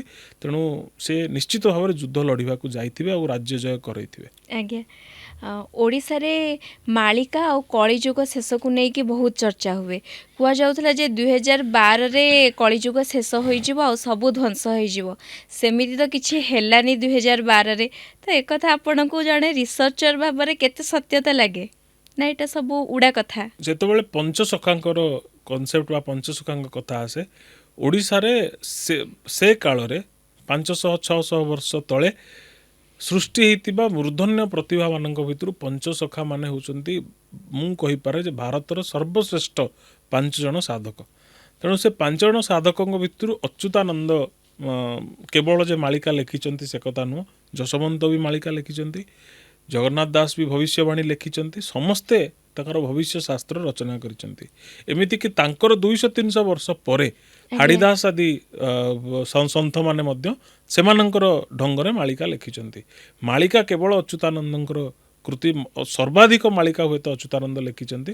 ଅଚ୍ୟୁତାନନ୍ଦଙ୍କ ଭଳି ସନ୍ଥ ଓଡ଼ିଶା ପାଇଛି, ସେ କଥା ଆମେ ଗର୍ବର ସହ କହିବାକୁ ପଡ଼େ। ମାଳିକା ଗୋଟେ ସାଙ୍କେତିକ ଶାସ୍ତ୍ର, ମାଳିକା ଗୋଟେ ସାଙ୍କେତିକ ଶାସ୍ତ୍ର, ଯାହାର ଇଣ୍ଟରପ୍ରିଟେସନ୍ ବା ଯାହାର ଆମେ ଯେତେବେଳେ ତାକୁ ସଂକେତଟାକୁ ସାହିତ୍ୟରେ ବଦଳଉଛୁ, ହୁଏତ ଆମେ ସେ ଦିଗରେ ଅକ୍ଷମ। ସେ ସଂକେତଟାକୁ ବୁଝିବା, ସେ ସଂକେତଟାକୁ ବୁଝେଇବା ଲୋକଙ୍କୁ ଆମେ ସେ ଦିଗରେ ଅକ୍ଷମ। ଆଜ୍ଞା ତେଣୁ 2012 କଥା ଯେଉଁ ଉଠୁଥିଲା, ସେ 2012 ହୁଏତ ଆମେ ମାଳିକାର ସଂକେତକୁ ବୁଝି ନପାରି ଆମ ଇଣ୍ଟରପ୍ରିଟେସନ୍ ଆମେ ଯାହା କଲେ ତାହା ହୁଏତ ଭୁଲ ହେଲା। ତେଣୁ ଅଚ୍ୟୁତାନନ୍ଦ ଯେଉଁ ଢଙ୍ଗର ସାଧକ ବା ଯେଉଁ ପ୍ରଚଣ୍ଡ ସାଧକ, ତାଙ୍କର ସଂକେତକୁ ବୁଝିବା ପାଇଁ ହେଲେ ସେତିକି ହୃଦୟ ଭିତରେ ଭାବ, ସମର୍ପଣ ଏବଂ ଅଲୌକିକତା ସାଧନା ବି ଜରୁରୀ। ଆଜ୍ଞା କେବଳ ଯେ ଗବେଷଣା 2-3ଟା ବହି ପଢ଼ି ଦେଇକି ଆମେ ମାଳିକାକୁ ବୁଝି ଦେଇ ତାକୁ ଇଣ୍ଟରପ୍ରିଟ୍ କରିଦେଇକି ଲୋକଙ୍କୁ ଜଣାଇଦେବା ଭ୍ରମାତ୍ମକ ହୁଏ। ତେଣୁ ସେ କଥାକୁ ସାଙ୍କେତିକ ଭାବରେ ରହିବାକୁ ଦିଅନ୍ତୁ। ଭବିଷ୍ୟତ କିଏ ଦେଖିଛି? ଭବିଷ୍ୟତ ଯାହା ହେବ ଦେଖାଯିବ। ସୃଷ୍ଟି ଦିନେ ନା ଦିନେ ଧ୍ୱଂସ ପାଇବ। ତେଣୁ ମଣିଷ ଆସିଛି ମାନେ ଯିବ, କିଛି ଆଧିରେ କହିବାର ନାହିଁ। କିନ୍ତୁ ଏଇ କପୋଳ କଳ୍ପିତ ଇଣ୍ଟରପ୍ରିଟେସନ୍ ନ କରିବା ଭଲ। ମାଳିକାକୁ ଗୋଟେ ସସମ୍ମାନ ଶାସ୍ତ୍ର ହିସାବରେ, ସମ୍ମାନସ୍ପଦ ଶାସ୍ତ୍ର ହିସାବରେ, ସାଙ୍କେତିକ ଶାସ୍ତ୍ର ହିସାବରେ ସମ୍ମାନ ଦେବା ଉଚିତ। ଆଜ୍ଞା ଆପଣ ଜଗନ୍ନାଥଙ୍କର ଏତେ ଆଲୌକିକ ଜୀବନୀ ବିଷୟରେ କହିଲେ, କିଛି ଆପଣଙ୍କ ସହିତ ସେମିତି ଆଲୌକିକ ଘଟିଛି ଜଗନ୍ନାଥଙ୍କୁ ନେଇକି? ଅନୁଭୂତି ଯେତେବେଳେ ଆପଣ କହୁଛନ୍ତି ଯେ ଅନୁଭୂତି କହିବା, ନିଜସ୍ୱ ଅନୁଭୂତି କହିବା ବି ଗୋଟେ ଦୃଷ୍ଟତା ହେଇପାରେ। ତଥାପି ମୋ ସହିତ ବି କିଛି କିଛି କେବେ କେବେ ଘଟିଛି। ମହାପ୍ରଭୁ ନିଶ୍ଚିତ ଭାବରେ ସୂଚେଇ ଦିଅନ୍ତି ଯେ ଏକଥା କରିବା କଥା ନୁହେଁ। ଆଉ ଯେତେବେଳେ ଆପଣ ମାଗିଛନ୍ତି କିଛି କିଛି ନିସ୍ୱାର୍ଥପର ଭାବରେ ମହାପ୍ରଭୁ ତାକୁ ଦେଇଛନ୍ତି। ବିଶେଷ କରି ଆପଣ ଯଦି ଖାଦ୍ୟ କଥା କହନ୍ତି, ମହାପ୍ରଭୁ ଆପଣ ଯଦି ମାଗନ୍ତି କିଛି, ନିଶ୍ଚିତ ଭାବରେ ସେ ପ୍ରଦାନ କରନ୍ତି। କିଛି ଆଧିରେ ଦ୍ୱିରୋକ୍ତି ନାହିଁ। ତେଣୁ ମୋ ସହିତ ବି ଯେତେବେଳେ ଥର ଗୋଟେ ଆକାଶବାଣୀ ପୁରୀରେ ଗୋଟିଏ ରେକର୍ଡ଼ିଂ ଥାଏ, ଆମେ ଯାଇଥାଉ, ପୂଜ୍ୟ ପିତା ଜୀବନାନନ୍ଦ ଅଧିକାରୀ ବି ଯାଇଥାନ୍ତି, ମୁଁ ବି ଯାଇଥାଏ। ସେତେବେଳେ କରୋନାର କରାଳ ସମୟ ଚାଲିଥାଏ। ମହାପ୍ରଭୁଙ୍କ ପାଖରେ ଅଳ୍ପ ଅଳ୍ପ ଲୋକ ଥାଆନ୍ତି। ଆନନ୍ଦ ବଜାରରେ ବସିକିରି ଖାଇବାର ନିଷିଦ୍ଧ ଜାରି କରାଯାଇଥାଏ, ସେ ଯେଉଁ ନିଷେଧପଣ ଜାରି କରାଯାଇଥାଏ। ଆମେ ଯାଇକି ଅଳ୍ପ ଗୋଟେ ଯାହାକୁ କହନ୍ତି ଆମର ଖାଣ୍ଡି, ଅବଢ଼ା କୁଡ଼ୁଆକୁ ଭାଙ୍ଗିଦେଲେ ଯାହା ହୁଏ ତାକୁ ଖାଣ୍ଡି ବୋଲି କହନ୍ତି। ସେ ଖାଣ୍ଡିରେ ଆମେ ଭାତ ଟିକେ, ଡାଲମା ଟିକେ, ଅଳ୍ପ ଅଳ୍ପ ଟିକେ ବେସର ମୋହର ଟିକେ ଖାଇକି ଅଳ୍ପ ପଇସାର ଟିକେ ସେଇଠି ଆମେ ପଳେଇ ଆସିଲୁ। କିନ୍ତୁ ଯିଏ ଅବଢ଼ା ଖାଏ ତାର ଡାଲି ପ୍ରତି ଗୋଟେ ଅହେତୁକ ଦୁର୍ବଳତା ଥାଏ। ତେଣୁ ଆକାଶବାଣୀ ରେକର୍ଡ଼ିଂ ସାରିକି ଘରକୁ ଫେରିବା ବାଟରେ ମୁଁ ନିଶ୍ଚିତ ଭାବରେ ଡାଲି ଖାଇପାରିଲିନି ବୋଲି ଗୋଟେ ମନରେ ଗୋଟେ ଅଭିମାନଟେ ଆସିଲା, ଯେ ଯାହାକୁ ମୁଁ ନିରୋଳା ସମୟରେ ମହାପ୍ରଭୁଙ୍କୁ ମଧ୍ୟ ହୁଏତ ସ୍ତୁତି ଛଳରେ ହଉ କଥା ଛଳରେ ହଉ ମୁଁ ଜଣେଇଥିବି। ତେଣୁ ତାର ଠିକ୍ 2 ଦିନ ପରେ ମୁଁ ଯେଉଁ ହଷ୍ଟେଲରେ ରହୁଥିଲି, OUATର ସେ ହଷ୍ଟେଲରେ ରହୁଥିଲି, ସେ ହଷ୍ଟେଲରେ ରାତି 11ଟା ବେଳେ ଯେଉଁଠି ପୁରୀରୁ ଫେରିବାର ଠିକ୍ 2 ଦିନ ପରେ ଆପଣ ଭାବନ୍ତୁ, ରାତି 11ଟା ସମୟରେ ମୋର ଜଣେ ଜୁନିୟର ସିଏ କବାଟ ବାଡ଼ଉଛି ରାତି ଅଧରେ, ଭାଇ ଭାଇ କରିକି କବାଟ ବାଡ଼େଇଲା। ମୁଁ ଖୋଲିଲା ବେଳକୁ ସେ କହିଲା, ଭାଇ ମୁଁ ପୁରୀ ଯାଇଥିଲି, ମୁଁ ଆପଣଙ୍କ ପାଇଁ ଡାଲି ନେଇକି ଆସିଛି। ଆଚ୍ଛା। ତେଣୁ ଗୋଟେ ପୁରା କୁଡ଼ୁଆରେ ଫୁଲ୍ ଡାଲି ସେ ମୋତେ ଦେଲା, କହିଲା ଯେ ଆପଣ ପାଇଲେ, ଅନ୍ୟମାନେ ପାଇବେ। ତେଣୁ ଆପଣ ଯେହେତୁ ଜଗନ୍ନାଥଙ୍କୁ ଏତେ ଭଲ ପାଆନ୍ତି, ମୁଁ ଭାବିଲି ଆପଣଙ୍କଠୁ ଆରମ୍ଭ ହେବା ଉଚିତ। ମୁଁ 2ଟା କୁଡ଼ୁଆ ଆଣିଛି, ଆପଣ ଗୋଟିଏ ପୁରା ଖାଇଦିଅନ୍ତୁ, ଆଉ ଗୋଟେ ମୁଁ ପୁରା ବାଣ୍ଟି ଦେବି। ତେଣୁ ମହାପ୍ରଭୁ ଯେ ଶୁଣନ୍ତି ନାହିଁ ସେ କଥା କହିହେବନି। ତେଣୁ ସେ ଶୁଣନ୍ତି, ସେ ଦିଅନ୍ତି। ତେଣୁ ତାଙ୍କୁ ମାଗିବାର ବି ଗୋଟେ ଅଛି। ଏଇଠି ଗୋଟେ କଥା ହେଉଛି, ଆପଣ ଯଦି ନିଃସ୍ୱାର୍ଥପର ଭାବରେ ମାଗିବେ, ମୁଁ ଡାଲି ମାଗିବାରେ କୌଣସି କାହାର ହ୍ୟାମ୍ପର ହେବନି। ତେଣୁ ସେ ତାକୁ ଦେବାରେ ସେ କୁଣ୍ଠାବୋଧ କରିବେ ନାହିଁ। କିନ୍ତୁ ମୁଁ ଗୋଟେ ପଦପଦବୀ ମାଗିଲେ ହୁଏତ କାହାର ପଦପଦବୀ ଯାଇପାରେ, ସେ କଥା ମହାପ୍ରଭୁ ଦେବେ କି ନାହିଁ ମୁଁ ଜାଣିନି। କିନ୍ତୁ ଯାହା ମାଗିଲେ କାହାର କିଛି କ୍ଷତି ହେଉନଥିବ, ମହାପ୍ରଭୁ ତାକୁ ତୁରନ୍ତ ପ୍ରଦାନ କରନ୍ତି। ଆଦେହରେ କିଛି ଦ୍ୱୈରୋକ୍ତି ନାହିଁ। ଆପଣ ଜଗନ୍ନାଥଙ୍କ ସଂସ୍କୃତିର ଗବେଷଣା କରୁଛନ୍ତି, ପ୍ରଚାର କରୁଛନ୍ତି, ତେବେ ଆଜି ପର୍ଯ୍ୟନ୍ତ ଏମିତି କିଛି କେଉଁ ଗବେଷଣା ରହିଯାଇଛି ଯାହା ଏବେ ବି ଲୁକାୟିତ ଅବସ୍ଥାରେ ଅଛି, ଆଉ ଆଗାମୀ ପିଢ଼ି ତାକୁ ତାକୁ ଗବେଷଣା କରିବା ଦରକାର? ଗବେଷଣା କହିଲେ ରିସର୍ଚ୍ଚ ବୋଲି ଯାହାକୁ କୁହନ୍ତି। ଜଗନ୍ନାଥ ସଂସ୍କୃତିରେ ସବୁ ଅଛି। ଆପଣ ପରିବାରବାଦ ଖୋଜିବେ ଅଛି, ସାମାଜିକ ଜ୍ଞାନ ଖୋଜିବେ ଅଛି, ବିଜ୍ଞାନ ଖୋଜିବେ ଅଛି, ଭୂଗୋଳ ଖୋଜିବେ ଅଛି, ସମ୍ପର୍କ ଜ୍ଞାନ ଖୋଜିବେ ଅଛି, ସବୁ ଅଛି। କେବଳ ଆମକୁ ଶ୍ରୀ ଜଗନ୍ନାଥଙ୍କର, ଆପଣ ଯେଉଁ କଥା କହିଲେ ଯେ ତରୁଣ ପିଢ଼ି, ଯୁବପିଢ଼ି ଜଗନ୍ନାଥଙ୍କୁ ଗ୍ରହଣ କରିବାକୁ ହେଲେ ସେମାନେ ବର୍ତ୍ତମାନ ପ୍ରମାଣ ଖୋଜନ୍ତି, କାରଣ ଖୋଜନ୍ତି। ତେଣୁ ଜଗନ୍ନାଥ ସଂସ୍କୃତିର ବୈଜ୍ଞାନିକ ଧାରା ବା ଜଗନ୍ନାଥ ସଂସ୍କୃତି ଯେଉଁ ପ୍ରଚଣ୍ଡ ବିଜ୍ଞାନ ଉପରେ ପର୍ଯ୍ୟବେସିତ ହେଇଛି, ତାକୁ ଲୋକଲୋଚନକୁ, ତାହା ନିଶ୍ଚିତ ଭାବରେ ଗୋଟେ ବିଜ୍ଞାନ ଉପରେ ପର୍ଯ୍ୟବେସିତ, ତାକୁ ଲୋକଲୋଚନକୁ ଅଣାଯିବା, ତାହା ଶାସ୍ତ୍ରରେ ମଧ୍ୟ ଲେଖାଯାଇଛି। କିନ୍ତୁ ତାକୁ ସରଳୀକୃତ କରିକି ଆମ ଯୁବପିଢ଼ିଙ୍କ ପାଖରେ, ତରୁଣ ପିଢ଼ିଙ୍କ ପାଖରେ, ଯେଉଁମାନେ ସ୍କୁଲରେ ପାଠ ପଢ଼ୁଛନ୍ତି ପିଲାମାନଙ୍କ ପାଖରେ ଯଦି ପହଞ୍ଚାଯାଏ, ହୁଏତ ଆଧ୍ୟାତ୍ମିକତା ଠାରୁ ସେମାନେ ଦୂରେଇବେ ନାହିଁ। କୃତ୍ରିମ ବୁଦ୍ଧିମତା ଯେତେ ବେଶୀ ପ୍ରଭାବ ପକାଉନା କାହିଁକି, ଜଗନ୍ନାଥଙ୍କର ସେଇ ଯେଉଁ ଅପୂର୍ବ ଧାରାରୁ ସେମାନେ ବିଚ୍ୟୁତ ହେବେ ନାହିଁ। ତେଣୁ ସେମାନଙ୍କ ପାଇଁ ଜଗନ୍ନାଥ ସଂସ୍କୃତିରେ ଲୁକାୟିତ ଥିବା ବିଜ୍ଞାନକୁ ସରଳ କରିବା ଜରୁରୀ। ଓଡ଼ିଶା ପ୍ରାକୃତିକ ବିପର୍ଯ୍ୟୟର ରାଜ୍ୟ। ବର୍ଷ ଯାକ ବାତ୍ୟା, ବନ୍ୟା, ବର୍ଷା ଏଇଭଳିଆ ଚାଲିଥାଏ। ତେବେ ଆମ ପୁରୀ ହେଉଛି ଉପକୂଳବର୍ତ୍ତୀ ଜିଲ୍ଲାରେ ରହିଛି। ତେବେ ଏତେ ଝଡ଼ ବର୍ଷା ସତ୍ତ୍ୱେ ବି ଏମିତି ଇଞ୍ଜିନିୟରିଂ ପ୍ଲାନିଂରେ ମନ୍ଦିର ତିଆରି ହେଇଛି ଯେ ତାର ଆଜି ପର୍ଯ୍ୟନ୍ତ କିଛି କ୍ଷତି ହୋଇନି କି କିଛି ହେଇନି। ତ ଏତେ ପୁରୁଣା କାଳରେ ଏମିତି କ'ଣ ସତରେ ଇଞ୍ଜିନିୟରିଂ ପ୍ଲାନିଂ ଥିଲା? ଏଇଟା କ'ଣ ସମ୍ଭବ? କାହିଁକି ସମ୍ଭବ ନୁହେଁ? ଆପଣ କୋଣାର୍କକୁ ଦେଖନ୍ତୁ, ଆଜି ପର୍ଯ୍ୟନ୍ତ ଅଛି। ହୁଏତ ମୁଖ୍ୟ ମନ୍ଦିର ଭାଙ୍ଗି ଯାଇଛି, କିନ୍ତୁ ବହୁତ ଓଡ଼ିଶାରେ ଅନେକ ବିରଳ କୃତି ସବୁ ଅଛି ଯେଉଁଗୁଡ଼ିକ କି ଆଜି ପର୍ଯ୍ୟନ୍ତ ତିଷ୍ଠି ରହିଛି। ତେଣୁ ଶ୍ରୀ ଜଗନ୍ନାଥ ମନ୍ଦିରରେ ଯେଉଁ ବିଜ୍ଞାନ, ଯାହାକୁ ଆମେ ବାସ୍ତୁ ବିଜ୍ଞାନ ବୋଲି କହୁଛେ, ସେ ବାସ୍ତୁ ବିଜ୍ଞାନ ଏବେ ଟିଭିରେ ବାସ୍ତୁବିତ୍ ମାନେ ବାହାରିକି ଏସବୁ ବାସ୍ତୁ ବିଜ୍ଞାନକୁ ବେଶୀ ପ୍ରଚାର କରୁଛନ୍ତି। କିନ୍ତୁ ଆଗ କାଳରେ ଯେଉଁ ବାସ୍ତୁ ବିଜ୍ଞାନ ଥିଲା, ଆପଣ ଦେଖନ୍ତୁ, ଶ୍ରୀମନ୍ଦିରକୁ ପଶିଯିବେ, ଲକ୍ଷ୍ମୀ ମନ୍ଦିର ପାଖରେ ବେଶୀ ପବନ ହେଉଥିବ। ଆଉ କୌଣସି ମନ୍ଦିର ପାଖରେ ସେତିକି ଥଣ୍ଡା ପବନ ହୁଏନି ଯେତିକି ଲକ୍ଷ୍ମୀ ମନ୍ଦିର ପାଖରେ ହୁଏ। ତେଣୁ ଲକ୍ଷ୍ମୀ ମନ୍ଦିରର ଅଗଣାରେ ବସିବାର ଗୋଟେ ପ୍ରଥା ଅଛି। ସେଟା କାହିଁକି? ସେଟା ଏଥିପାଇଁ ଯେ ଆପଣ 2ଟା କଥା, ଯଦି ବିଜ୍ଞାନକୁ ଯିବେ ବା ବାସ୍ତୁ ବିଜ୍ଞାନକୁ ଯିବେ, ମହାଲକ୍ଷ୍ମୀଙ୍କର ଯେଉଁ ମନ୍ଦିରଟେ ଅଛି ତା ବାୟୁ କୋଣରେ ଅବସ୍ଥିତ। ଶ୍ରୀମନ୍ଦିରର ବାୟୁ କୋଣରେ ମହାଲକ୍ଷ୍ମୀଙ୍କର ମନ୍ଦିର ଅବସ୍ଥିତ, ଅଗ୍ନି କୋଣରେ ରୋଷଶାଳା ଅବସ୍ଥିତ। ତେଣୁ ସବୁ ବାସ୍ତୁ ବିଜ୍ଞାନ ସମ୍ମତ। ଆଉ ଯଦି ଲୋକାଚାର କଥାକୁ ଯିବେ, ଝିଅ ଉପରେ ଶ୍ୱଶୁର ଘରର ପ୍ରଭାବ ରହିବ, ଲକ୍ଷ୍ମୀଙ୍କ ମନ୍ଦିରରେ ସମୁଦ୍ର କୂଳିଆ ପବନ ବାଜିବ। ତେଣୁ ଇଏ ଗୋଟେ ଲୋକାଚାର ଆଉ ଆକର୍ଷଣୀୟ କଥା। କିନ୍ତୁ ବିଜ୍ଞାନ କହେ ଯେ ଶ୍ରୀମନ୍ଦିରର ପ୍ରତ୍ୟେକ ଆକାର ଆକୃତି ଯାହା ଅଛି, ସ୍ଥାପତ୍ୟ, ତାହା ବିଜ୍ଞାନ ସମ୍ମତ। ଲକ୍ଷ୍ମୀ ମନ୍ଦିର ଯେହେତୁ ବାୟୁ କୋଣରେ ଉପସ୍ଥିତ, ତେଣୁ ମନ୍ଦିର ଅଗଣାରେ ବସିବାର ସେଠି ଗୋଟେ ପ୍ରଥା ଅଛି, ପବନ ଖାଇବାର ପ୍ରଥା ଅଛି। ସେଠି ପବନ ହବ ହିଁ ହବ। ମଝିରେ ଜଣେ ୟୁଟ୍ୟୁବରଙ୍କୁ ନେଇକି ବିବାଦ ଉଠିଥିଲା। ତ ସେ ୟୁଟ୍ୟୁବର ସେଇ ଆଲୋଚନା ଭିତରେ କହିଥିଲେ କି ଯେଉଁମାନେ ପ୍ରେମୀ ଯୁଗଳ ଅଛନ୍ତି କି କପୁଲ ବି ଅଛନ୍ତି ସେମାନେ ବିବାହ ପୂର୍ବରୁ ମନ୍ଦିର ଯିବା କଥା ନୁହଁ। ଏହାଦ୍ୱାରା ତାଙ୍କ ସମ୍ପର୍କ ଭାଙ୍ଗିଯାଏ। ତ ଏଥିରେ କିଛି ଲଜିକ୍ ଅଛି ନା ଏଇଟା ସାମାନ୍ୟ ଉଡ଼ା କଥା? ନିଜର ଟିଆରପି ବା ନିଜକୁ ବେଶୀ ଟିକେ ପ୍ରଚାରିତ କରିବା ପାଇଁ ହୁଏତ ସେ ସେମିତି କହିଥାଇ ପାରନ୍ତି। ମହାପ୍ରଭୁ ସେମିତି କିଛି ବାରଣ କୁରଣ କିଛି କରିନାହାନ୍ତି। ଅନେକ ମୁଁ ତ ଶୁଣିଛି ଅନେକ ଜଣଙ୍କଠୁ ଯେଉଁମାନଙ୍କର ବାହାଘର ହେଇପାରୁନି। ଥରେ ପ୍ରଖ୍ୟାତ ଗବେଷକ ଜଣେ କହୁଥିଲେ ଯେ ଜଣଙ୍କର ବାହାଘର ଯେଉଁଟେ ଝିଅର ହେଇପାରୁନଥିଲା ସେ ତାକୁ କହିଲେ ଯେ ପଶ୍ଚିମ ଦ୍ୱାରରେ ଥିବା ଯେଉଁ ନବପିଣ୍ଡିକା ଅଛନ୍ତି, ଯେମିତି 22 ପାହାଚ ପୂର୍ବ ଆଜ୍ଞା ପାହାଚରେ ନବପିଣ୍ଡିକା ଅଛନ୍ତି, ତାର ତୃତୀୟ ପାହାଚରୁ ଶ୍ରୀମନ୍ଦିର ନୀଳଚକ୍ର ସିଧାସଳଖ ଦେଖାଯାଏ। ସେଇଠି ଠିଆ ହେଇ ଯାହା ଆପଣ ମାଗିବେ ତାହା ନିଶ୍ଚିତ ଭାବରେ ପରିପୂର୍ଣ୍ଣ ହେବ। ଆଜ୍ଞା ସେ ଝିଅ ସେଇଠି ଉଠିଲା ନବପିଣ୍ଡିକାର ତୃତୀୟ ପାହାଚରେ ଆଉ ମାଗିଲା। ତା ପରେ ପରେ ସେ ତାର ପତିକୁ ଧରିକି ବାହାଘର ପରେ ପତିକୁ ଧରିକି ଆସିଥିଲା ଏବଂ ମନ୍ଦିର ଦର୍ଶନ କରିକି ଗଲା। ମହାପ୍ରଭୁ କାହିଁକି ଭାଙ୍ଗିବେ?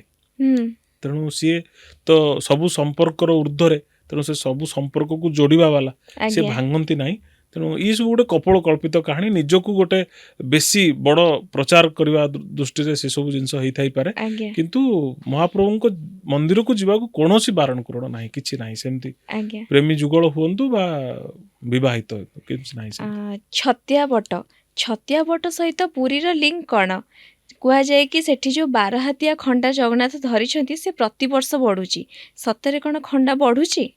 ଖଣ୍ଡା ବଢ଼ୁଛି ବୋଲି ଅନେକ ବ୍ରାହ୍ମଣ ଅନେକ ସେବକଙ୍କଠୁ ମୁଁ ଶୁଣିଛି ଏବଂ ମୁଁ ଯଦିଓ 2-3 ଥର ମୁଁ ସେ କ୍ଷେତ୍ରକୁ ପରିଦର୍ଶନ କରିଛି, କିନ୍ତୁ ବ୍ରାହ୍ମଣମାନେ ମଧ୍ୟ ଏକଥା ସ୍ୱୀକାର କରନ୍ତି। ଯେଉଁମାନେ ଆଜ୍ଞା ସିଧାସଳଖ ଭାବରେ ପୂଜା କରନ୍ତି ସେମାନେ ସ୍ୱୀକାର କରିଛନ୍ତି ଖଣ୍ଡା ବଢ଼ୁଛି ଏବଂ କେହି କେହି ବି କହନ୍ତି କଳ୍କି ଯେଉଁ ଘୋଡ଼ାରେ ବସିଛନ୍ତି ତାଙ୍କର ପାଦଠୁ ଭୂମିର ଯେଉଁ ଦୂରତା ବି କମୁଛି। ଅର୍ଥାତ୍ ଯେବେ ପାଦ ଭୂମିରେ ଲାଗିଯିବ, ଖଣ୍ଡା 12 ହାତ ହେଇଯିବ, ସେବେ କଳିଯୁଗ ଶେଷ ହେବ ବୋଲି ଇଏ ଗୋଟେ କଥା ଅଛି। ଆଉ ଆଜ୍ଞା ଲିଙ୍କ ଯେଉଁ କହିଲେ, ଆମେ ସାଧାରଣତଃ ରତ୍ନସିଂହାସନରେ ଦେଖୁ ସୁଭଦ୍ରା, ଏପଟେ ଜଗନ୍ନାଥ, ସେପଟେ ବଳଭଦ୍ର, ଆଜ୍ଞା ମଝିରେ ସୁଭଦ୍ରା। ଆମେ ଯଦି କ୍ରମ ବାଁରୁ ଡାହାଣକୁ ଯିବୁ ବଳଭଦ୍ର, ସୁଭଦ୍ରା, ଜଗନ୍ନାଥ। ଆଜ୍ଞା କିନ୍ତୁ ଆପଣ ଶ୍ରୀମନ୍ଦିରରୁ ଫେରିଥିବା ପ୍ରତ୍ୟେକ ଭକ୍ତଙ୍କୁ ପଚାରିବେ କାହାକୁ ଦେଖିଲ, ସେ କହିବେ ଜଗନ୍ନାଥ, ବଳଭଦ୍ର, ସୁଭଦ୍ରା। ହୁଁ ସେ କେବେ ବଳଭଦ୍ର, ସୁଭଦ୍ରା, ଜଗନ୍ନାଥ କୁହନ୍ତି ନାହିଁ। ନା ଆପଣ ଛତିଆ ବଟକୁ ଯିବେ, ସେଠି ଅଛନ୍ତି ଜଗନ୍ନାଥ, ମଝିରେ ବଳଭଦ୍ର, ତାପରେ ସୁଭଦ୍ରା। ଆଜ୍ଞା ତେଣୁ ଇଏ ହେଉଛି ଲୋକ କଥାକୁ ସମ୍ମାନ ଦେଇକି ଭକ୍ତଙ୍କର ଯେଉଁ ମାନବିକତା, ତା ଭକ୍ତଙ୍କର ସେ ଯେଉଁ ମାନସିକତାକୁ ସମ୍ମାନ ଦେଇ ଛତିଆ ବଟରେ ମହାପ୍ରଭୁ ନିଜେ ପ୍ରଥମେ ବିଜେ କରିଛନ୍ତି, ତାପରେ ବଳଭଦ୍ର ବିଜେ କରିଛନ୍ତି, ତାପରେ ସୁଭଦ୍ରା ବିଜେ କରିଛନ୍ତି। ଆଉ ଛତିଆ ବଟ ହେଉଛି ହାଡ଼ିଦାସଙ୍କର ଗୋଟେ ଲୀଳା କ୍ଷେତ୍ର। ଯେମିତି ଅଚ୍ୟୁତାନନ୍ଦ ଥିଲେ, ସେମିତି ଅଚ୍ୟୁତାନନ୍ଦଙ୍କର ପରବର୍ତ୍ତୀ ଜନ୍ମ ସେ ସ୍ୱୀକାର କରିଛନ୍ତି ଯେ ହାଡ଼ିଦାସଙ୍କ ରୂପରେ ମୁଁ ଜନ୍ମ ନେବି। ତେଣୁ ହାଡ଼ିଦାସଙ୍କର ସିଏ ହେଉଛି ଲୀଳାକ୍ଷେତ୍ର। ହାଡ଼ିଦାସଙ୍କ ମାଳିକା ବି ସେଇଠି ରଚିତ ହେଇଥିଲା। ତେଣୁ ଛତିଆ ବଟ ଗୋଟେ ଗୁପ୍ତ କ୍ଷେତ୍ର ଯେଉଁଠି ମାଳିକାରେ ବାରମ୍ବାର ଛତିଆ ବଟର ନାଁ ବର୍ଣ୍ଣନା ଅଛି ଏବଂ ସିଏ ଅଲୌକିକ କ୍ଷେତ୍ର। ସେଠି ଯାହା ମାଗିବେ ଆପଣ ତାହା ନିଶ୍ଚିତ ଭାବରେ ମହାପ୍ରଭୁଙ୍କର ଗୋଟେ ଦିବ୍ୟ ଲୀଳାକ୍ଷେତ୍ର ସେ ଛତିଆ ଆଜ୍ଞା ବଟ। ଭୁବନାନନ୍ଦ ବାବୁ, ଆପଣ ଜଗନ୍ନାଥ ସଂସ୍କୃତି ଉପରେ ରିସର୍ଚ୍ଚ ବହୁତ କରୁଛନ୍ତି। ତ କୋଇଲି ବୈକୁଣ୍ଠ କଥା ଯେତେବେଳେ ଆସେ ସେତେବେଳେ କୁହାଯାଏ କୋଇଲି ବୈକୁଣ୍ଠରେ ଜଗନ୍ନାଥଙ୍କ ସମାଧି ଦିଆହେଇଛି, କିନ୍ତୁ ରାତି ହେଲେ ସେଇ ଜାଗାକୁ ଯିବା କଥା ନୁହଁ। ଏମିତି କ'ଣ ପାଇଁ କୁହାଯାଏ? ଶ୍ମଶାନକୁ ସାଧାରଣତଃ ମନା କରାଯାଏ। ସାଧାରଣତଃ ଆମ ଶ୍ମଶାନକୁ ବି ମନା କରାଯାଏ ରାତିରେ ଯିବା ପାଇଁ। ଆଜ୍ଞା କୋଇଲି ବୈକୁଣ୍ଠରେ କିଛି କିଛି ଅଲୌକିକ ଘଟଣା ସେବାୟତ ମାନେ ନିତ୍ୟ ନୈମିତ୍ୟ ଭାବରେ ସନ୍ଧ୍ୟା ପରେ ସେମାନେ ଦେଖନ୍ତି ବା ମାନେ ଅନ୍ୟମାନଙ୍କୁ ମଧ୍ୟ ସେ ଅନୁଭୂତି ରହିଛି। କୋଇଲି ବୈକୁଣ୍ଠରେ ଯେତେବେଳେ ନବକଳବର ସମୟରେ ଦାରୁ ବିଗ୍ରହ ମାନେ ସମାଧିସ୍ଥ ହୁଅନ୍ତି, ପାତାଳି ହୁଅନ୍ତି, ତାହା ଗୋଟେ ସମାଧି ବୋଲି ବି କହିହେବନି, ତାହା ଗୋଟେ ପାତାଳକୁ ଯାତ୍ରା କରିବାର କଥା। ମହାପ୍ରଭୁ ସବୁ ଡିରେକ୍ସନରେ ମୁଖ୍ୟ ପ୍ରଦାନ କଲେ।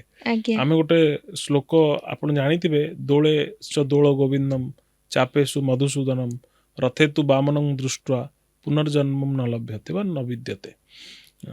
ଆଧିରେ 3ଟା କଥା ଅଛି, ହୁଏତ ଏକା ଲାଗୁଥାଇପାରେ।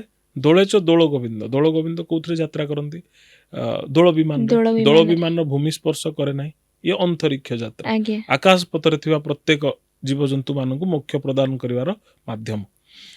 ରଥେ ତୁ ବାମନମ, ରଥ ଯାତ୍ରା କରେ କୋଉଠି ସ୍ଥଳ ଭାଗରେ, ଆଜ୍ଞା ତେଣୁ ସ୍ଥଳ ଭାଗରେ ଥିବା ପ୍ରତ୍ୟେକ ଜୀବଜନ୍ତୁ ମାନଙ୍କୁ ମୋକ୍ଷ ପ୍ରଦାନ କରିବାର ମାଧ୍ୟମ।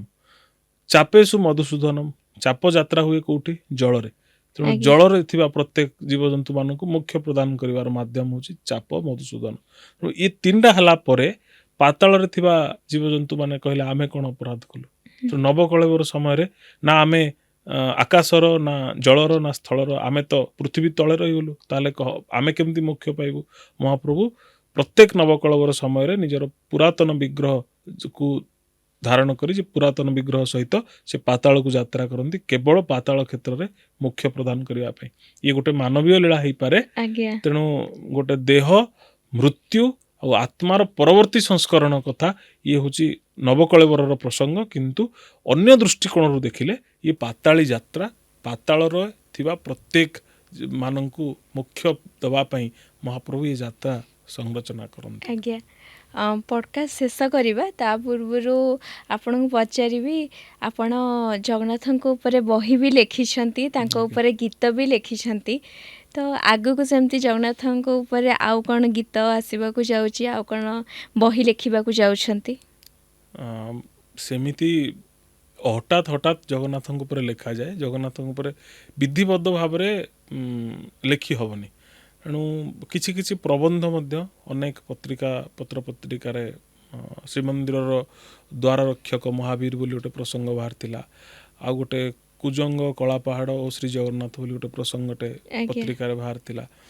ଐତିହାସିକ କିଛି କିଛି ପୃଷ୍ଠଭୂମିକୁ ନେଇକି ସର୍ବଦେବମୟ ଜଗନ୍ନାଥ, ସର୍ବଜୀବମୟ ଜଗନ୍ନାଥ ବୋଲି ଗୋଟେ ପତ୍ରିକାରେ ବାହାରିଥିଲା। ଏ ସବୁ କିଛି କିଛି ପ୍ରବନ୍ଧ ବି ରଚନା ହେଇଛି, ସେ ସବୁକୁ ଯଦି କମ୍ପାଇଲ୍ କରାଯାଏ ବୋଧହୁଏ ମହାପ୍ରଭୁଙ୍କ ଦୟାରୁ ବୋଧେ ଗୋଟେ ବହି ହେଇପାରେ ଆଗାମୀ ଦିନରେ।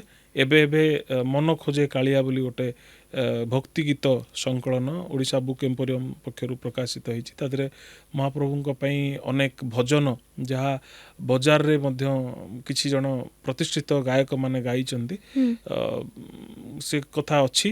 ମନ ଖୋଜେ କାଳିଆ ବୋଲି ଗୋଟେ ପଦ ଥିଲା ସେଥିରେ, ଆକାଶଟା ସାରା କୋଟିଏ ତାରା ଲୋ କେହି ନୁହଁ ଜହ୍ନ ଭଳିଆ, ଦୁନିଆଟା ସାରା କୋଟିଏ ଦେବତା ମନ ଖୋଜେ ଖାଲି କାଳିଆ।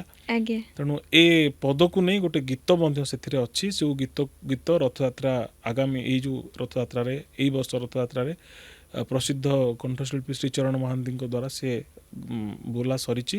ସେ କେବଳ ରିଲିଜ୍ ଅପେକ୍ଷାରେ ସେ ଗୀତଟି ଅଛି। ବହୁତ ଭଲ ହେଇଛି ଗୀତଟି। ତେଣୁ ଆଗାମୀ ଦିନରେ ମଧ୍ୟ ଯଦି ମହାପ୍ରଭୁ ସୁଯୋଗ ଦିଅନ୍ତି, ତେଣୁ ବହୁତ ଗୀତ, ବହୁତ ଭକ୍ତି ଗୀତ ମଧ୍ୟ ଅଛି ମୋ ପାଖରେ, ଯାହା ଯଦି ମହାପ୍ରଭୁ ସୁଯୋଗ ଦିଅନ୍ତି ତାଙ୍କ ପାଇଁ ଲାଗି ହେବ ନୈବେଦ୍ୟ ଭାବରେ। ନିହାତି ଭାବରେ ଆମେ ପଡ଼କାଷ୍ଟ ଏବେ ଶେଷ କରିବା। ଏଇଭଳିଆ ଜଗନ୍ନାଥଙ୍କ ଉପରେ ବହି ଲେଖନ୍ତୁ, ଗୀତ ଲେଖନ୍ତୁ, ଆଉ ତାଙ୍କ ସଂସ୍କୃତି ଉପରେ ଏଇଭଳିଆ ପ୍ରଚାର ପ୍ରସାର କରନ୍ତୁ। ଧନ୍ୟବାଦ। ଧନ୍ୟବାଦ। ଆଜିର ପଡ଼କାଷ୍ଟକୁ ଏଇଠି ରଖୁଛୁ। ନମସ୍କାର।